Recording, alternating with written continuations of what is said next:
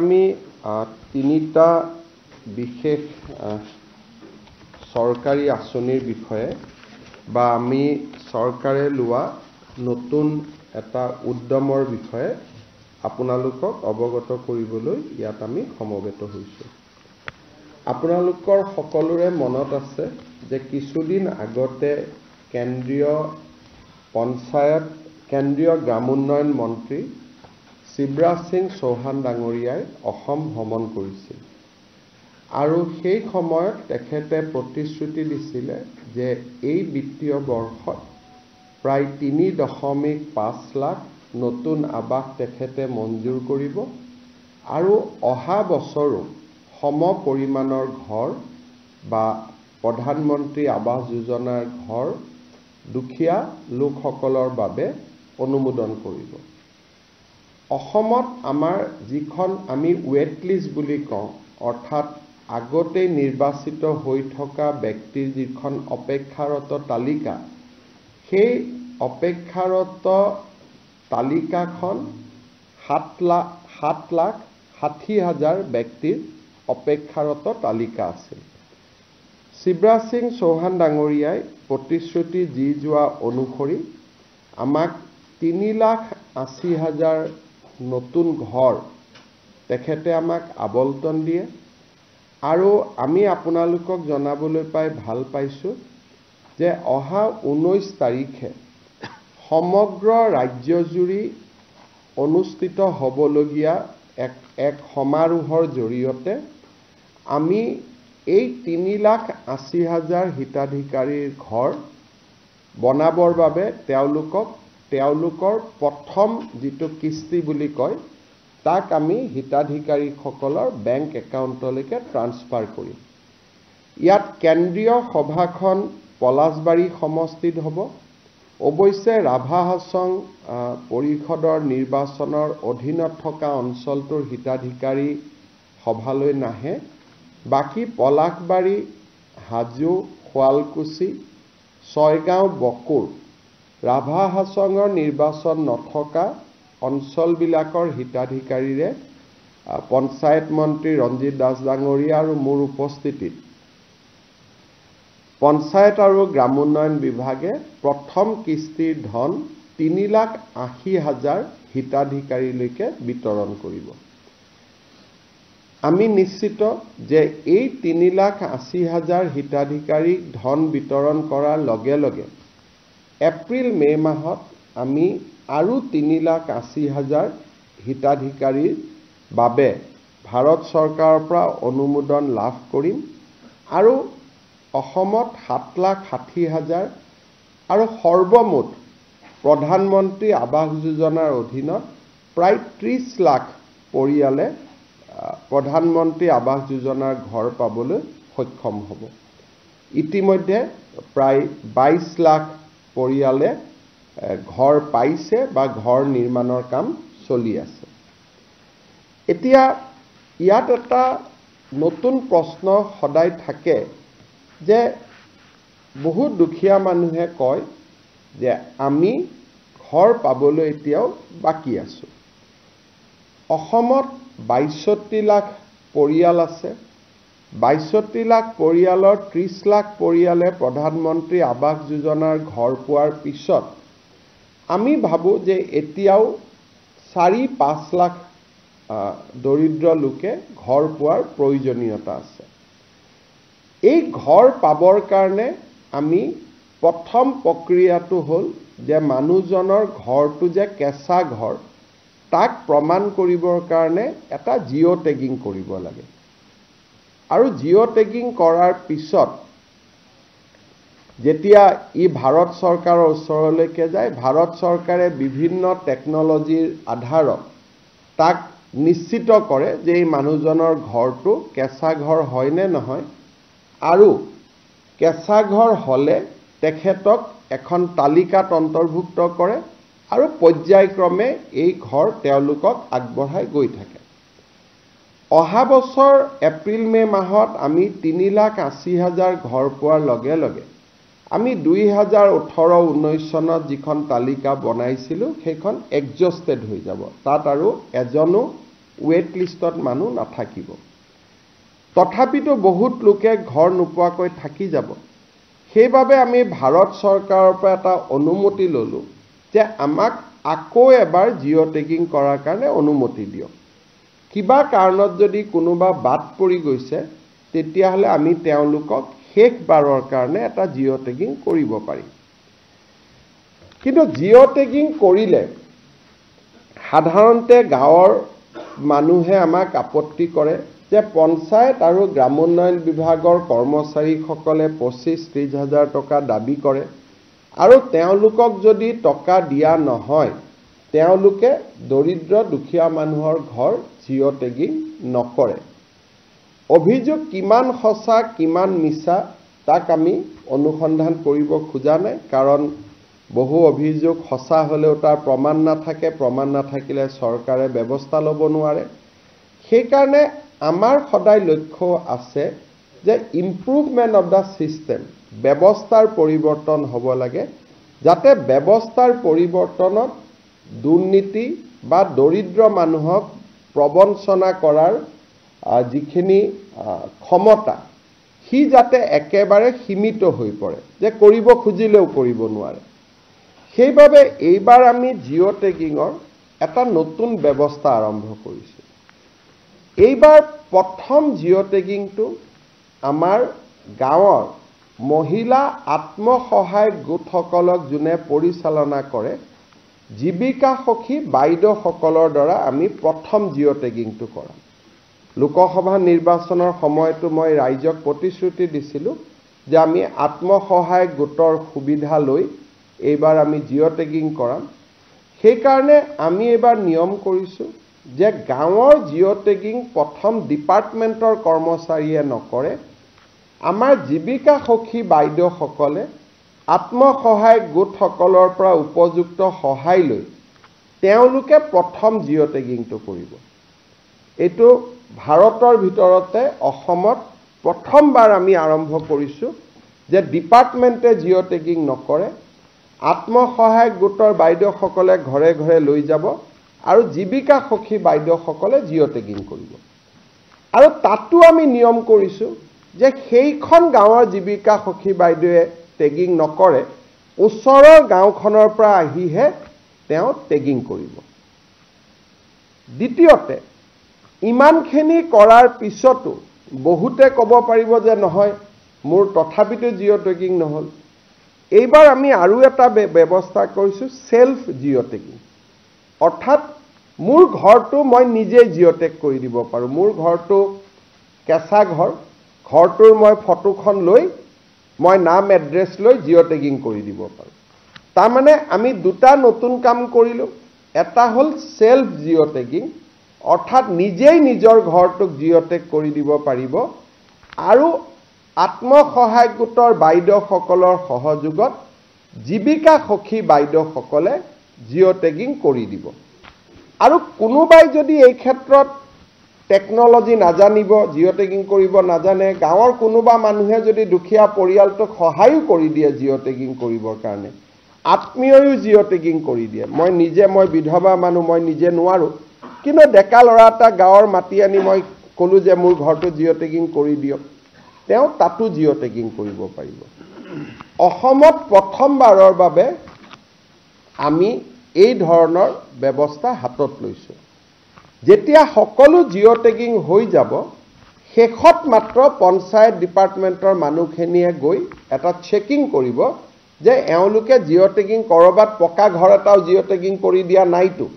অৰ্থাৎ ফাইনেল চেকিংটোহে পঞ্চায়ত ডিপাৰ্টমেণ্টৰ মানুহে কৰিব। জিঅ' টেগিংটো বাইদেউসকলে কৰিব, জীৱিকা সখীসকলে কৰিব বা নিজে কৰিব, কিন্তু ফাইনেল চেকিংটো আমাৰ পঞ্চায়ত গ্ৰামোন্নয়ন বিভাগৰ কৰ্মচাৰীয়ে কৰিব। কিন্তু তাৰ পিছতো যোনে জিঅ' টেগিং নকৰক কিয় আমি আৰু এখন গাঁও সভা কৰিম। গাঁও সভাই অনুমোদন জনাব, গাঁও সভাই অনুমোদন জনোৱাৰ পিছত ব্লক পৰ্যায়ত এখন কমিটি থাকিব, তেওঁলোকে অনুমোদন জনাব, আৰু জিলা পৰ্যায়ত অভিভাৱক মন্ত্ৰী সহিত এখন কমিটি থাকিব। তাতে অনুমোদন জনোৱাৰ পিছতহে ফাইনেলি আমি ভাৰত চৰকাৰক জনাই দিম যে ইমান আমাৰ জিঅ' টেগিং হ'ল। পৰৱৰ্তী সিদ্ধান্ত ভাৰত চৰকাৰে ল'ব আৰু এই গোটেই ব্যৱস্থাটোৰ জৰিয়তে মই বিশ্বাস কৰোঁ যে এইবাৰ অসমৰ সকলো দুখীয়া মানুহে প্ৰধানমন্ত্ৰী আৱাস যোজনাৰ ঘৰৰ পৰিস্থিতি বা যিটো আবেদন ইয়াক বেসিক্যালি আবেদন বুলি কয় সকলোৱে আবেদন কৰিব পাৰিব যেহেতু সেলফ জিঅ টেগিং আছে কাকো টকা পইচা দিয়াৰো কথা নাই এই যে সেলফ জিঅ টেগিংৰ ব্যৱস্থাটো যাতে ৰাইজে গম পায় জনপ্ৰিয় হয় তাৰ কাৰণে মই আজি এই বিশেষ ব্যৱস্থাটো জনাবৰ বাবে আপোনালোকক এখন সাংবাদিক মেলৰ জৰিয়তে আহ্বান কৰিছিলোঁ মোৰ ইয়াৰ পিছত আৰু দুটা টপিক আছে কিন্তু মই আমাৰ পঞ্চায়ত গ্ৰামোন্নয়ন বিভাগৰ প্ৰধান সচিব জন এক্কা ডাঙৰীয়াক অনুৰোধ কৰিম যে অকণমান এই অন্বেষা মানে যিটো আমি আৱাস পোৰ্টেল কৰিছো এই আৱাস প্লাস আৰু আৱাস পোৰ্টেলটোনো কি এই বিষয়ে তেখেতে আপোনালোকক জনাব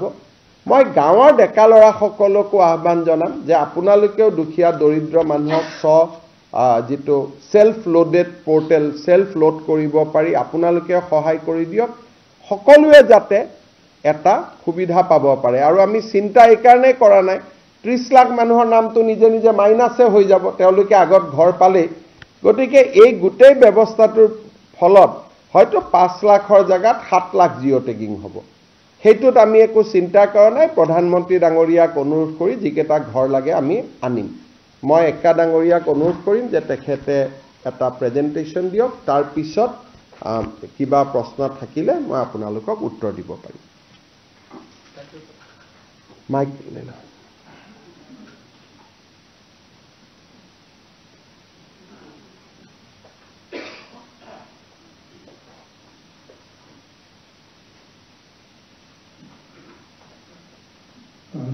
Thank you, sir.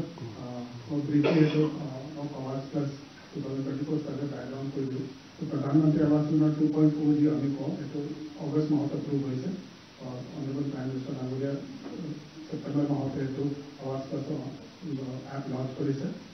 Ami yate duta bostu ase assistant survey eta self survey survey কথা বলছে assistant survey মানে দি beneficiary নিজে self survey করব না এটা analysis করব না assistant survey ব্যবস্থা আছে But before that, there is another country mother question. In Assam, we are, with the help of SSG, we have to survey program also, and we have a portal बनाया that portal may be in Assam. एतिहास में हमें ये प्रथम जो survey हुई है 2023 और हमें target price 20 lakh 51,000 target almost 90 lakh 70,000 और बहुत complete करी सु 24-25 हमें एतिहास में 5,59,000 target price sanction 5,03,000 होइसे सारे पैसे 3,88,000 या जो घुमाया से टेका तो 19,000 sanction लेकर दिया हो so that would be there and since 2016 एतिहास में 90,94,000 को कंप्लीट होइसे प्रथम जैसे 2011 सर्वे होइसे ताते परमानेंट होइसे तो तमाम 15,79,000 असले ताते 15,04,000 sanction होइसे and 15,74,000 कंप्लीट होइसे 2018 में जब सर्वे करिसलो आवास प्लस सर्वे बोली करिसलो ताते हमें परमानेंट होइसे 14,85,000 असले एतिहास में हमें ऑलरेडी 11,06,000 पाइसो ताते तो 10,45,000 sanction करिसलो और एतिहास में 5,20,000 कंप्लीट होइसे इधर जो हमें टारगेट दिन पाबल गया था हर वर्ष application say bottom 3,78,000 target that is likely to get even next year next financial year this is the target at 3,88,000 distribution होगा on 19th March this is the number that is there ये तो हमें LSC wise number हमें यहाँ पे बनाए दिसो उनको LSC किमान है तो होगा now हमें ये तो जे अन्वेषण जी बोले जी कोई सो हमारा जो फोटो बनाए सो ये तो हमें कहते कोई सो 2011 सर्वे हुई से तब तक 2018 हुई से ये तो बहुत मामले 30 हुई से so now through this portal what we are going to do is through the help of self-help groups Sakshi we are going to do the survey यहाँ पे हमारा दूसरा क्राइटेरिया से एलिजिबिलिटी क्राइटेरिया से कौन ऑटोमेटिकली इंक्लूड होगा these are those people household without any shelter destitute living on alms manual scavenger primitive tribal groups illegally released bonded labor ये तो automatically एक list में इंक्लूड होगा लगे and those who are exclude को होगा motorized jar घर motorized 3-wheeler 4-wheeler asset mechanized 3-wheeler 4-wheeler agriculture equipment asset किसान credit card 50,000 AC asset household having government employees, household having non-agriculture enterprise registered with the government, or family income 15,000 के बेसी होगा, ये तो आगे 10,000 असर, paying income tax, paying professional tax, agriculture land with more than 2.5 acres irrigated land and within 5 acre होगी unirrigated land असर, कहते हैं ताकि बेसी असर तो क्या exclude होगा. As per আমি যেটা গভর্নমেন্ট বিচাৰিছো আমি কাঁচা ঘৰৰ কাৰণে এটা আমাৰ বাকি ষ্টেটত কি হয় 3 room থাকিলে এটা পাকা ঘৰ মানি লয় but in case of Assam they have accepted that 3 room হলে because we have lot of rain here so তেখেতে যদি দুৱাৰ কাঁচা হলে তেখেতে কাঁচা ঘৰ মানি লৈছে. This is the definition of what is a pakka wall. আমি এইটো ইয়াতে দি দিছো আমি আপোনালোকক শ্বেয়াৰ কৰি দিম পাছত. And in case of tea garden also, the people who are staying in tea garden, the companies have ghor ase, tekhete house homeless hisare dhora hobo, tekhete company quarter nizor nohar, to tekhete diya jabo tate permanent and temporary worker kane ebar with survey kore ami include korbo, so they are also included in this. This is the timeline. Amar already hetu khetot awareness ami already start korisu 8th March of Gaon Sabha hoisile, tarpore start kori disu. और এতিয়া কি সাক্ষী সকল আছে তেখেতে survey 17 মাৰ্চৰ পৰা start কৰি দিব. আমি লজেও সময় লৈছোঁ এইটো এণ্ড ইন এভৰি গাঁও পঞ্চায়ত দেৰ 2 to 3 সাক্ষী চুবুল চুবুল সাৰ্ভে.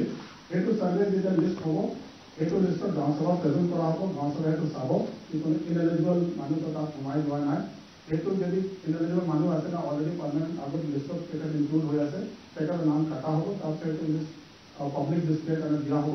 তাৰপিছত we have and the block level committee as well as district level committee tekhete sabo tekhete sahe to list vetting koribo a to vet kora list jo hobo. This is the list. This list will only be included by our PNRD staff. So tekhete eko change koribo mare ji list to final hobo ya te tekhete opore government media portal tekhete enter koribo. Ami gaon sabha kotha koisu tekhete awareness create koribole hobo. Field survey from 17 March to 26 March 10 days আমি দিছো. গাঁও সভাত আমি timeline দিছো. আমি ভাবিছো যে 31 March আর list finally বেনিফিচিয়ারি কোনে পাই আছে কোন নাই গাঁও সভা তেখেতে কৰি দিব. তাৰপিছত we will have the display and then we will have the district level committee which will look at it. Then final district level committee তেখেতে চাই দিব and then this would be approved and then this would be uploaded in the Awas Plus portal. This is the process of self survey. मतलब हेतु होगा मतलब हेतु जैसे final हो जाए मतलब लिस्ट फाइनल हो जाए पास then this is the surveyor who will enter it. This is the process that will be there for uploading it. They will not be able to make any changes here. जी list final हो तो हेतु list एक अपने जाते upload कर दो government media portal. When the Sakhi will go to do a survey, this is the questionnaire that she will ask there in the field. So that and she will enter in the portal, but we to ensure that tekhete at bhul entry kora hai, there is also form which will be she will fill up there and yaha pe tekhete sign karo or benefits relation hobo and this also should upload there so that there is no dispute later on. Also there could dispute no hai ki no private group ke sath data upload kori dele matlab bahut pata no hai kaisa ase tekhete bhul kori so ek no hai. So for that we have double checking kori as a formal issue. So this is the timeline I was talking about. Self-survey also question. Self-survey can be done by any beneficiary whoever wants to upload their information in the system. So they will do directly in government media portal. But they too final no har. Tekhete jane kami assistant survey pasuk jodi ami verify kore. He dhore tekhete hoklo verify hobo. Pasuk government amar PNRD start lag hoy. Result par verify koribo. Tekhete je nije data upload korise. Eto hosa ke kaisa ghor ase. Tekhete pata ghor manai to data upload korise. So this will be that. Amar self survey to Government of India portalot je hobo. Eto advertiser portalor naam to di. So this is the written there. Self-survey mode and Awas Plus. Self-survey can be done by either a member of a beneficiary household. या तो self-survey करते face authentication होगा आधार होगा लगेगा. The first part of the survey requires gathering personal information of all the household members, including their Aadhaar number, mobile number, and social family data. This time, government of India is very particular that the beneficiary होगा तो Aadhaar होगा लगेगा. because through Aadhaar they পাছত check কৰিব কি হতাকে এই মানুহবিলাক দুখীয়া হয় না নহয় সো এবাৰ আমি কোনো এনেকা ভাবি লৈছো যে আমি ডেটা আপলোড কৰিলে আমি ঘৰ পাই যাম সেইটো ব্যাকএন্ডত আধাৰ যোগেদি সেইটো ভেৰিফিকেশ্যন হ'ব নাও আধাৰ যোগেদি অল ট্ৰানজাকশ্যন বস্তুৰ প্ৰপাৰ্টি লাগাবতে লিংক হৈ আছে সেইটো কাৰণে যাতে আমি বেছি পাৰ্টি কৰিবলৈ স্কোপ নাথাকে The self-survey will be corroborated by the designated surveyor.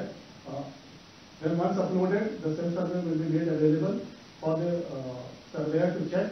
After that, there will be a Gram Sabha, which will again look at it. Gram Sabha approved for Pasote, then that will be uploaded and then affiliate authority will give a final approval and this will then be added to the list. Self-survey, because I mean, who will conduct it, beneficiary himself or take the family member for the paribo. Aadhaar based KYC and face authentication hobo lagibo. Data should be uploaded, entered by the beneficiary. Verification will have to be done by the surveyor, and this will then be approved by the Gram Sabha. In case we are saying third Gram Sabha, because first Gram Sabha is awareness, second Gram Sabha is Sakti, which one is the verify formula, and this is the third Gram Sabha. So this is based on this was on the 19th program that I was already told you about. So, আপোনালোকে বুজি পালে যে 17 পৰা 31 মাৰ্চলৈকে এটা অসমত বিশাল অভিযান এটা হ'ব বাতৰি কাকতত বিজ্ঞাপনত আমি বুজাই দিম যে সেলফ কেনেকৈ কৰিব লাগে সেলফ অ্যাসেসমেন্ট বা সেলফ লোডিং জীৱিকা সখীয়ে কৰিব ব্লক ডিস্ট্ৰিক্টে এপ্ৰুভ কৰিব আমাৰ যেটো পঞ্চায়তৰ কৰ্মচাৰীসকলৰ ভূমিকা একেবাৰে সীমাবদ্ধ হ'ব এপ্ৰুভ লিষ্টখনহে তেওঁলোকে মাত্ৰ আপলোড কৰিব মই ভাবো যে এই গোটেই ব্যৱস্থাটোৱে দুৰ্নীতিৰ অভিযোগখিনি নোহোৱা কৰিব এতিয়া মই তৃতীয় এটা বিষয় লৈ আহিছো প্ৰথম আপোনালোকক মই জনালো যে নিৰ্বাচিত হৈ থকা সকলে 19 তাৰিখে ঘৰ পাব আৰু বাকি 3,08,000 অহাবাৰ পাব আৰু জুন তালিকাত নাই 17 পৰা 31 তাৰিখলৈকে তেওঁলোকে নিজৰ নাম তালিকাত সোমাবলৈ এটা সুবিধা পাব এতিয়া আমি আহিছো অসম চৰকাৰৰ বাজেটলৈ বাজেটত আমি যিবিলাক আঁচনি ঘোষণা কৰিছিলো আমি প্ৰচেষ্টা কৰিছো যে ইমিডিয়েটলি যাতে এই আঁচনিবিলাক আমি ধৰাতললৈ লৈ আহিব পাৰো আমাৰ এটা ফ্ল্যাগশিপ স্কিম আমি এনাউন্স কৰিছিলো মুখ্যমন্ত্ৰীৰ মহিলা উদ্যমিতা আঁচনি এই আঁচনিটো হল বেসিক্যালি যে আমাৰ সেলফ হেল্প গ্ৰুপত যিসকল মহিলা আছে তেওঁলোকে বেংকৰ পৰা লোন পায় এজ এ গ্ৰুপ হিচাপে যে 10 গৰাকী মহিলাৰ মাজত তেওঁলোকে লোন পায় আৰু 10 গৰাকীয়ে যদি বেংকৰ লগত এগৰাকীৰো যদি কিবা লেনদেন বেয়া থাকে গোটেই গ্ৰুপটোৱে লোন নাপায় আৰু লোন পালেও গ্ৰুপটোৰ ভিতৰত লোন পায় গতিকে ম্যাক্সিমাম সামূহিক কাম কৰিব লাগে ব্যক্তিগত কাম কৰিব নোৱাৰে সেইকাৰণে আমি দুটা লক্ষ্য কৰিছিলো যে আত্মসহায়ক গোটৰ আন্দোলনটো অসমত যথেষ্ট পুৰণা 36 লাখ মহিলা সংগঠিত হল এতিয়া তেওঁলোকৰ আমি সামূহিক কাম আৰু ব্যক্তিগত প্ৰয়াস আমি দুইটাকে সমান্তৰালভাৱে লৈ যাব খুজিছো তেওঁলোকৰ এটা চ্যানেল ওপেন হৈ আছে যে বেংকৰ পৰা তেওঁলোকে সামূহিকভাৱে লোন ল'ব পাৰে কিন্তু কোনোবাই ব্যক্তিগতভাৱেও কিবা কৰিব খোজে তেওঁলোকৰ কাৰণে আমি এখন আঁচনি নিৰ্মাণ কৰিছিলো মহিলা মুখ্যমন্ত্ৰীৰ মহিলা উদ্যমিতা আঁচনি আৰু মই ক'ব পাৰো সাবজেক্টটো কাৰেকশন এটা লেটাৰ ডেট কোনোবাই যদি মোৰ ভাবিব পাৰে যে মোৰ ক্লেইমটোত ভুল আছে this is one of the biggest empowerment scheme মহিলাক এম্পাৱাৰ কৰাৰ এইখনে আটাইতকৈ biggest scheme in our country ইয়াত কি হ'ব আমি আত্মসহায়ক গোটৰ মহিলাসকলক গ্ৰুপ বুলি পইচা নিদিও আমি ইন্ডিভিজুৱেল দিম তামনে 10 গৰাকী মেম্বাৰ থাকিলে 10 গৰাকীকে আমি ইন্ডিভিজুৱেলি প্ৰথমবাৰ আমি 10,000 টকা দিম 10,000 টকাটোৰ উপযুক্ত ব্যৱহাৰ যেতিয়া তেওঁলোকে কৰিব পাৰে দ্বিতীয়বাৰ আমি তেওঁলোকক 25,000 টকা দিম তাৰে 12,500 চৰকাৰে দিব 12,500 বেংকৰ পৰা আমি লৈ দিয়াৰ ব্যৱস্থা কৰিম য'ত নেকি ক্ৰেডিট গ্যাৰান্টি স্কিম চৰকাৰে কৰিব যাতে বেংকৰো ক্ষতি নহয় আৰু থাৰ্ড ইয়াৰত আমি তেওঁলোকক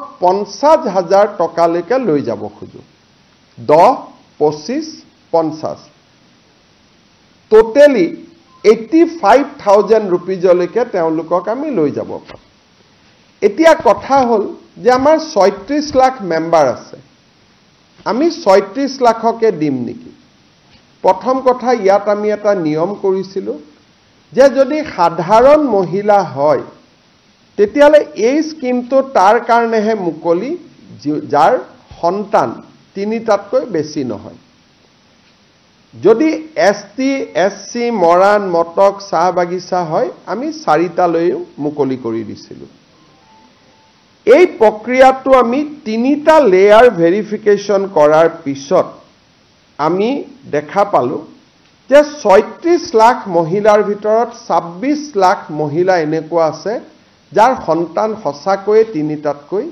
কম বা 3টা অসমৰ কাৰণে এটো এটা খুব ইম্পৰ্টেন্ট ষ্টেটিষ্টিক্স যে আমি যেটো কৈ থাকো সকলোৰে ঘৰত 10-12টা সন্তান আছে অন্তত এটা প্ৰমাণিত হ'ল যে আত্মসহায়ক গোটত কোনোবা যদি সোমাইছে তেওঁৰ অকল অৰ্থনৈতিক ইনকামে হোৱা নাই সোশিয়াল ট্ৰান্সফৰমেশন এটাও হৈছে এইটো এটা আমাৰ বহুত ডাঙৰ শিক্ষা এটা এবাৰ আমি দেখিলো আৰু খুব 3টা লেয়াৰৰ আমি চেক কৰাৰ পিছত 36 লাখৰ ভিতৰত প্ৰায় 29 লাখ মহিলা এনেকুৱা নিৰ্বাচিত হ'ল যে যাৰ সন্তান 3 এসটি এসসি মৰাণ মটক চাহ বাগিচা হলে 4তকৈ কম আছে ইয়াত দুটা আৰু আমি ইম্পৰ্টেন্ট পইণ্ট লগাইছিলো যে মহিলা উদ্যমিতা কৰিব কিন্তু ঘৰত যদি ছোৱালীক স্কুলত নপঠোৱাকৈ ৰাখি থৈ দিয়ে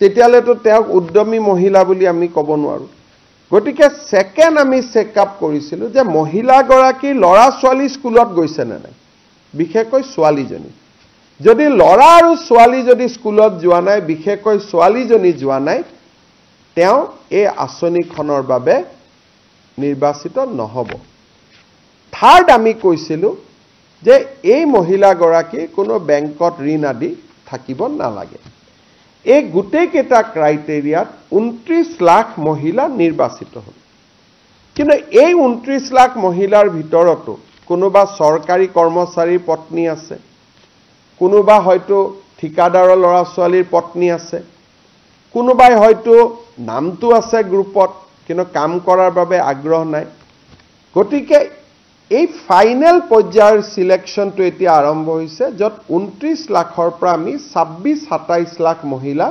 চূড়ান্তভাৱে নিৰ্বাচিত হ'ব 31 মাৰ্চ তাৰিখৰ ভিতৰত যেহেতু বাজেট 1 এপ্ৰিলৰ পৰা আৰম্ভ হ'ব 31 মাৰ্চৰ ভিতৰত আমি 29 লাখৰ পৰা ফাইনেল যেটো চেকিং সৰকাৰী কৰ্মচাৰী পত্নী সৰকাৰী কৰ্মচাৰীও তৃতীয় আৰু চতুৰ্থ শ্ৰেণীটো আমি লব দিছো যে তৃতীয় আৰু চতুৰ্থ শ্ৰেণী যদি হয় তেওঁলোকে লক কোনো আপত্তি নাই দ্বিতীয় আৰু প্ৰথম শ্ৰেণীক আমি মাইনাস কৰিছো ঘৰত যদি বাস ট্ৰেক্টৰ আছে সেইটো আমি মাইনাস কৰিছো তিনিচকীয়া বাহন আমি মাইনাস কৰা নাই চাৰিচকীয়া বাহন মাইনাস কৰিছো এনেকে খুব লিবাৰেল সিস্টেমেদি আমি 29 লাখৰ পৰা কিমান কমে আমি চাম হয়তো 1 লাখো কমিব পাৰে 1.5 লাখো কমিব পাৰে হয়তো 50,000ও কমিব পাৰে কিন্তু যিয়ে নহওক কিয় 31 মাৰ্চত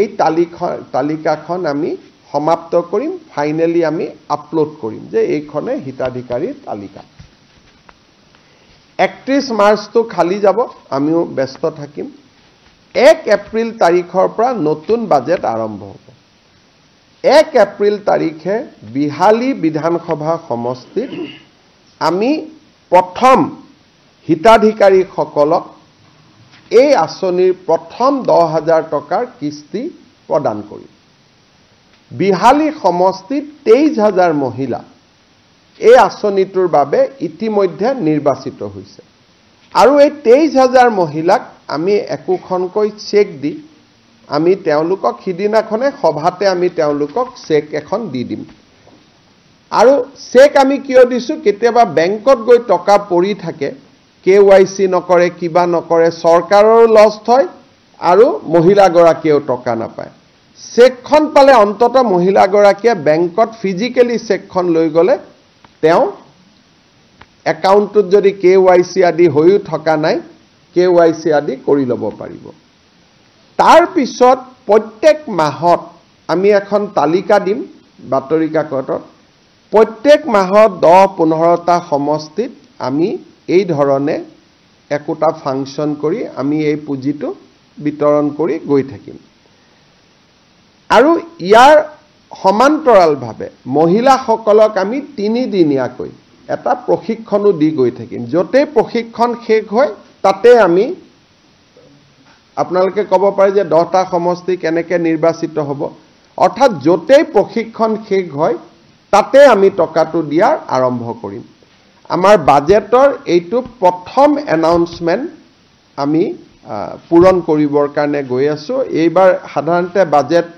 পূৰণ কৰোতে সময় লাগে এইবাৰ আমি 1 এপ্ৰিলৰ পৰা আমি টাৰ্গেট লৈছো যাতে 1 এপ্ৰিলৰ পৰা আমি কামখিনি কৰিব পাৰো আৰু এইটো এটা অসমৰ ইতিহাসত অৰুণোদয়ৰ পিছত ওমেন এম্পাৱাৰমেন্টৰ এইটো আটাইতকৈ ডাঙৰ স্কিম কাৰণ এই স্কিমটোত নগৰৰ এতিয়া মই গাঁৱৰ সংখ্যাটো কলো কিন্তু নগৰৰ মহিলাসকলো ইয়াত আছে 3,200 কোটি টকা ৰাজ্য চৰকাৰে এইবাৰ এই আঁচনিটোত খৰচ কৰিব মুখ্যমন্ত্ৰী মহিলা উদ্যমিতা আঁচনি আপোনালোকৰ যদি কিবা খুধিবলগীয়া আছে গোটেই 3টা কথাৰ ওপৰত আপোনালোকে খুধিব পাৰে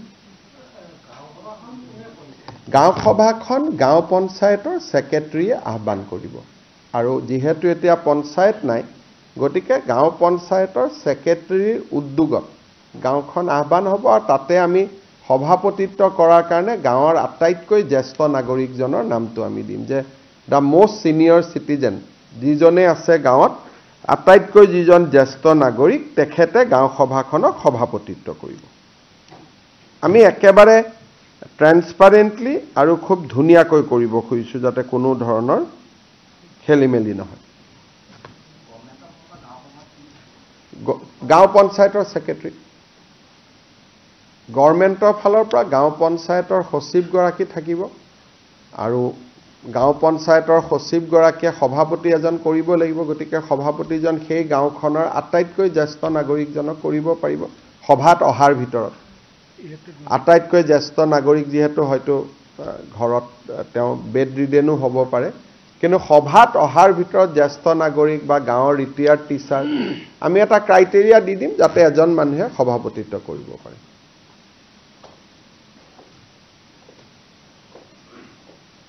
মুখ্যমন্ত্ৰী মহোদয় মোৰ এটা বেলেগ প্ৰশ্ন এটা পলিটেকনিকৰ যিখিনি অব্যাহতি দিয়া হৈছে প্ৰবক্তা তেওঁলোকে আপোনাৰ হস্তক্ষেপ বিচাৰিছে আৰু তেওঁলোকে কৈছে যে শিক্ষামন্ত্ৰীয়ে যিখিনি কথা কৈছে তেওঁলোকে বিশ্বাস লোৱা নাই তেওঁলোকে অংশকালীন বুলি কোৱা হৈছে কিন্তু দুটা কথা তেওঁলোক আপোনাৰ মুখতে হস্তক্ষেপ মই বুজাই দিছো 2017 চনত আমি পলিটেকনিক আৰু ইঞ্জিনিয়াৰিং কলেজত 370 গৰাকী অধ্যাপক অধ্যাপিকাক অংশকালীন হিচাপে আমি নিযুক্তি দিছিলো সেইটো আৰু সত্য অসত্যৰ কথা নাই সবৰ হাতত কাগজখনে আছে আৰু তেওঁলোকক পাৰ ক্লাছ হিচাপত বেতন দিয়া হৈছিল যে যিমানটা ক্লাছ কৰিব সিমানটা বেতন দিব তাৰ পিছত আমি তেখেতসকলক এটা প্ৰক্ৰিয়াৰ মাজেৰে কিছুক আমি এবজৰ্ভ কৰিলো আৰু এনেকে কিছুৱে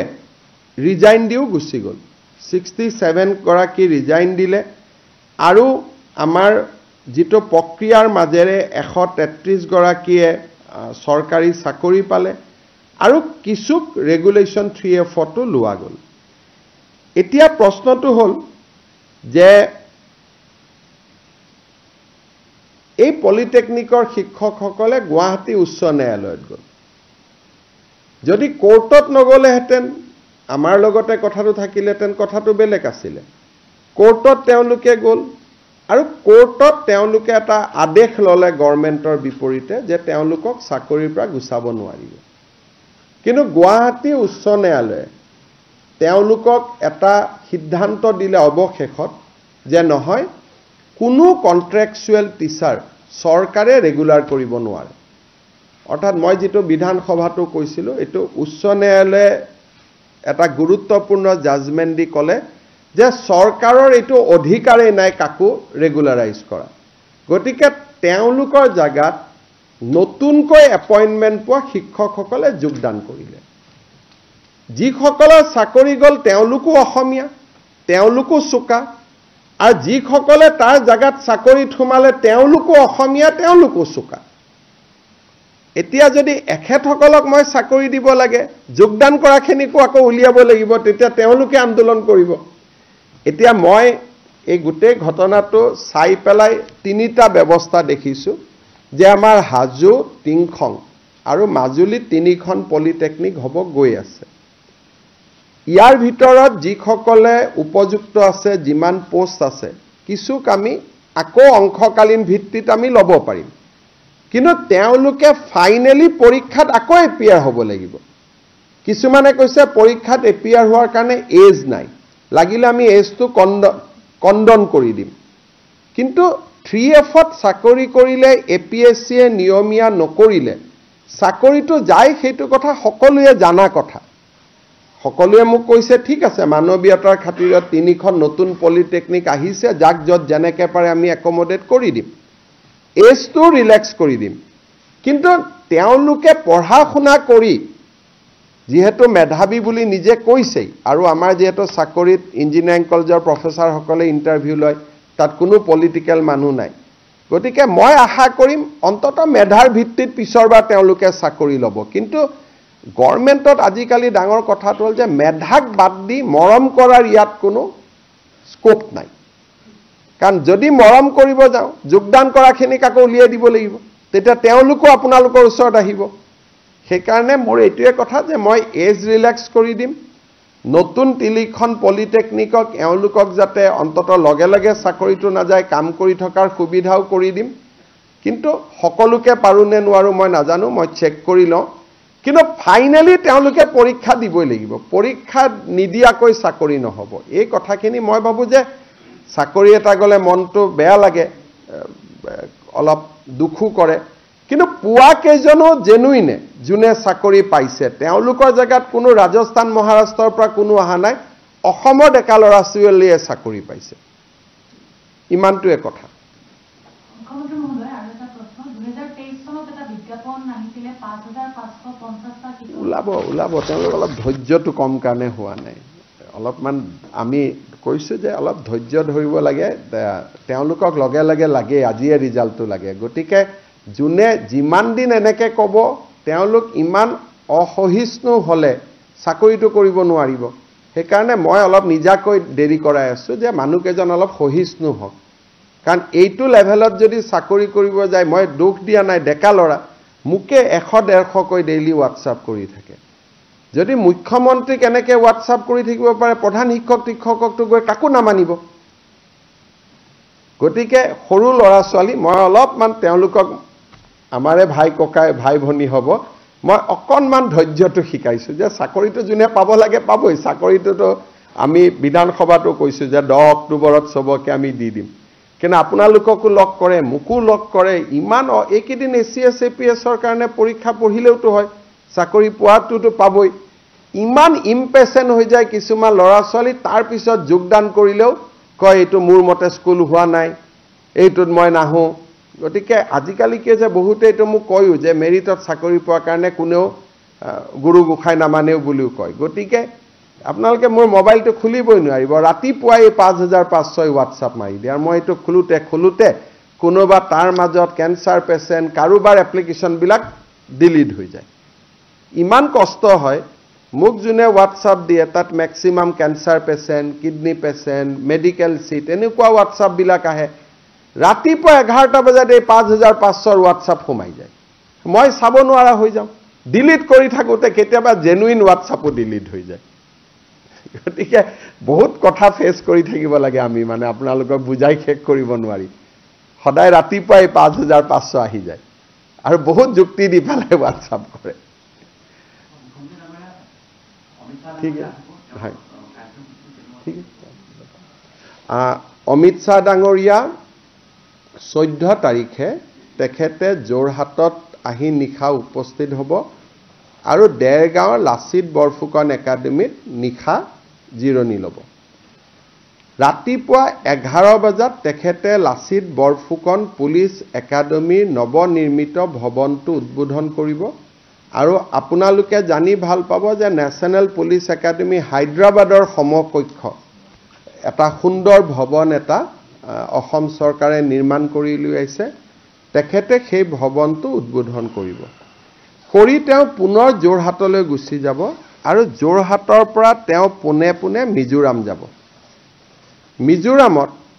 মিজোৰামৰ ৰাইজৰ কাৰণে এটা খুব ভাল খবৰ যে অসম ৰাইফলছৰ হেডকোৱাৰ্টাৰটো আইজলৰ পৰা শিফ্ট হ'ব that is a very historic moment তাৰ পৰা তেখেত পুনৰ গুৱাহাটীলৈ ঘূৰি আহিব 15 তাৰিখে ৰাতি আৰু আমাৰ কইনাধৰাত নিশা কটাব এদিন দেৰগাঁৱত কটাব এদিন কইনাধৰাত কটাব 16 তাৰিখে ৰাতিপুৱা তেওঁ কোকৰাঝাৰ যাব আৰু দতমাত নিখিল বড়ো ছাত্ৰ সন্থাৰ অধিৱেশনত যোগদান কৰি তেওঁ পুনৰ গুৱাহাটীলৈ ঘূৰি আহিব আৰু ৰেডিসন ব্লু হোটেলত নৰ্থ ইষ্টৰ মুখ্যমন্ত্ৰীসকলৰ এখন সন্মিলনত অংশগ্ৰহণ কৰিব সন্মিলনখনৰ উদ্দেশ্য হ'ল যে উত্তৰ পূৰ্বত ভাৰতীয় ন্যায় সংহিতাৰ প্ৰয়োগ এই বিষয়টোত কোন ৰাজ্য কিমান আগবাঢ়িছে তাৰ ওপৰত প্ৰত্যেকখন ষ্টেটে একোটা প্ৰেজেন্টেশ্যন দিব আৰু 16 তাৰিখে নিশাই তেখেত নতুন দিল্লীলৈ উভতি যাব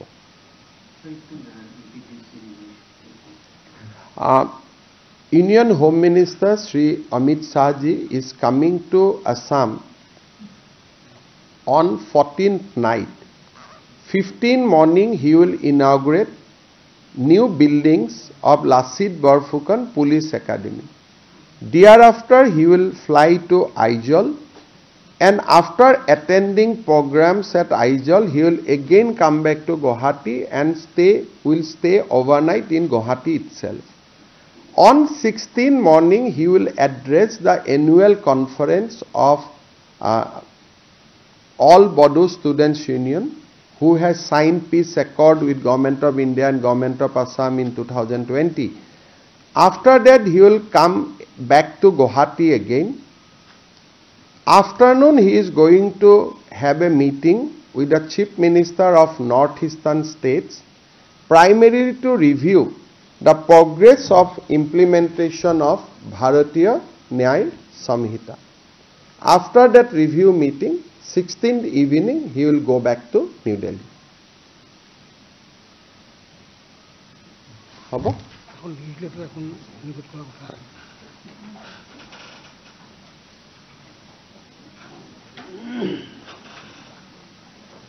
Koi diyo.